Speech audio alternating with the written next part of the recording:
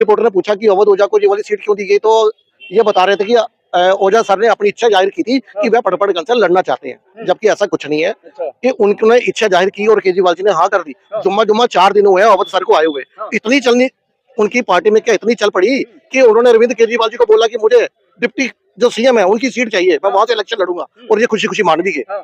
ये अरविंद केजरीवाल इतने तानाशाह है, यदि कोई इनकी बात को नकारे ना माने तो ये अपनी ही सांसद को अपने शीश महल में अपने गुंडे से पिटवाने का काम करते हैं। ये इस प्रकार के तानाशाह हैं, और ये कह रहे हैं कि ओझा सर ने रिक्वेस्ट किया था। देखो ओझा सर को बलि का बकरा बनाया गया। रीजन में क्या है कि ऐसा तो नहीं कि मनीष सिसोदिया जी शिक्षा के क्रांतिकारी रही हैं और अवध ओझा सर भी वो भी शिक्षा के क्षेत्र में बहुत बढ़त बना चुके हैं। देखो बढ़त बढ़त तो कुछ नहीं बना रखी। ओझा सर की पोल उन्हीं के स्टूडेंट्स खोल रहे हैं। मैंने कुछ वीडियो सोशल मीडिया में तो चल रही है, कोई लड़कियां कह रही हैं कि ये ज्यादातर सेक्स के टॉपिक पे ज्यादा बात करते थे, कुछ कह रहे हैं कि ये कच्छा पहन के शॉर्ट डाल के आ जाते थे क्लास में, इनका बिहेव ठीक नहीं है। देखो अगर उनके कुछ सब्सक्राइबर बन गए हैं, देखो नाम तो दोनों का होता है, एक होता है फेमस, फेमस का ऑपोजिट होता है नोटोरियस, दोनों का नाम होता है। गुरनाम सिंह चढ़ूनी जो है उनका कम नाम था, उन्होंने भी तो इलेक्शन लड़ा था, मात्र 1140 वोट पड़े थे उन्हें।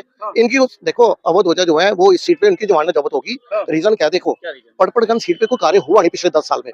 जब ये 2013 में इलेक्शन लड़े थे ना विनोद बिन्नी के अगेंस्ट, तो उस समय सिसोदिया जी जीते थे लगभग 28,000 वोटों से।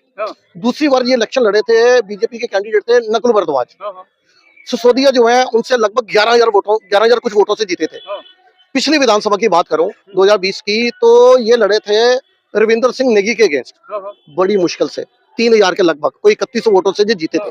कहां मार्जिन 28,000 का था, फिर 11,000, फिर 3,000। इस बार तो इनका मतलब जमानत जब्त का पूरा पूरा जनता ने विचार बना रखा था, पटपड़गंज की जनता ने, क्योंकि ये जनता के बीच में रहे नहीं।